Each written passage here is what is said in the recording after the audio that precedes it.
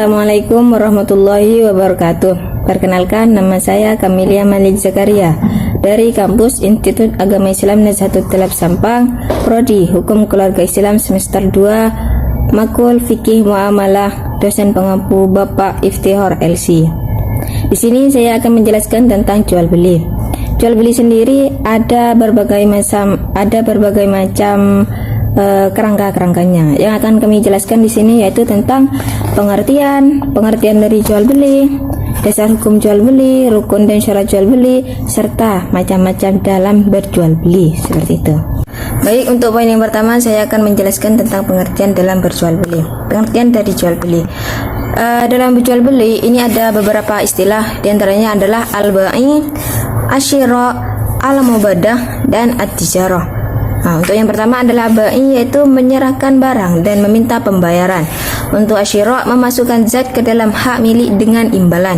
Dan untuk yang al-mubadah yaitu adalah pertukaran. Sedangkan menurut at-tijarah yaitu perniagaan antar manusia atau pertukaran antara dunia dan akhirat. Jadi kesimpulannya dari yang empat istilah ini adalah jual beli yaitu pertukaran hak antara penjual dan pembeli dengan harga yang sudah ditetapkan itu. Untuk poin yang kedua yaitu tentang dasar hukum dalam jual beli. Untuk yang pertama berdasarkan sumber dalam Al-Quran ada dua. Untuk yang pertama bukan dua sih sebenarnya. Untuk yang saya jelaskan di sini ada Al-Baqarah ayat 275 sama An-Nisa ayat 29.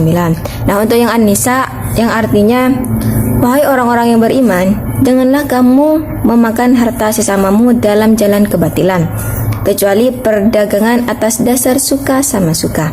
Nah, untuk yang kedua dalam Al-Hadis, tadi kan ada Al-Quran, untuk yang kedua itu Al-Hadis. Dalam Al-Hadis dari Rifa'ah bin Ra'af radhiyallahu an, sesungguhnya Nabi pernah ditanya seorang sahabat mengenai pekerjaan apakah yang paling baik. Rasulullah menjawab, usaha seorang dengan tangannya sendiri dan setiap jual beli yang baik, seperti itu. Hadis riwayat Al-Bazzar Al-Hakim. Poin yang ketiga, rukun dan syarat dalam jual beli. Rukun adalah ketentuan dalam jual beli yang harus dipenuhi agar jual belinya sah menurut syarak. Maksud dari syarak ini adalah menurut hukum Islam. Jadi ada ketentuan-ketentuan atau rukun-rukun yang memang dikhususkan untuk jual beli. Ada berapa ya? Ada tiga rukunnya dalam berjual beli. Untuk yang pertama, orang yang melaksanakan akad jual beli. Siapa? Yaitu antara penjual dan pembeli. Untuk yang pertama adalah berakal. Apa itu berakal? Manusia yang masih bisa berpikir seperti itu.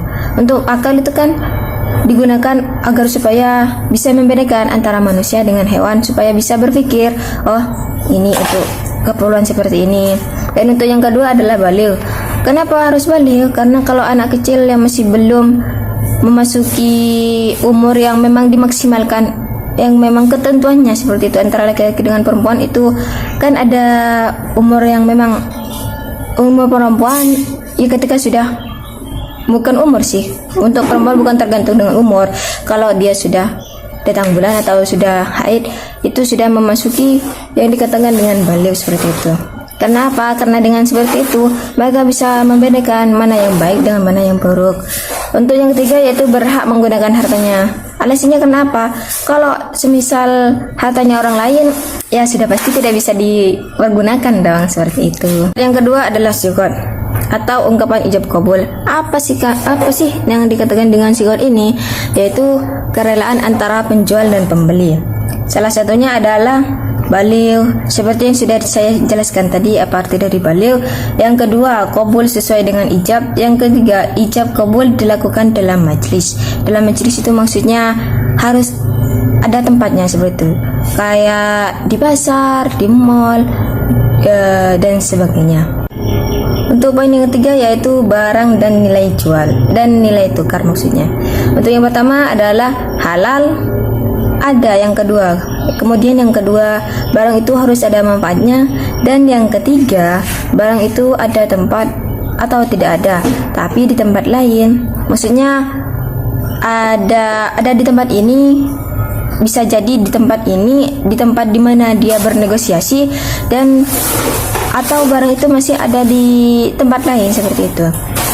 Dan untuk yang keempat, milik si penjual.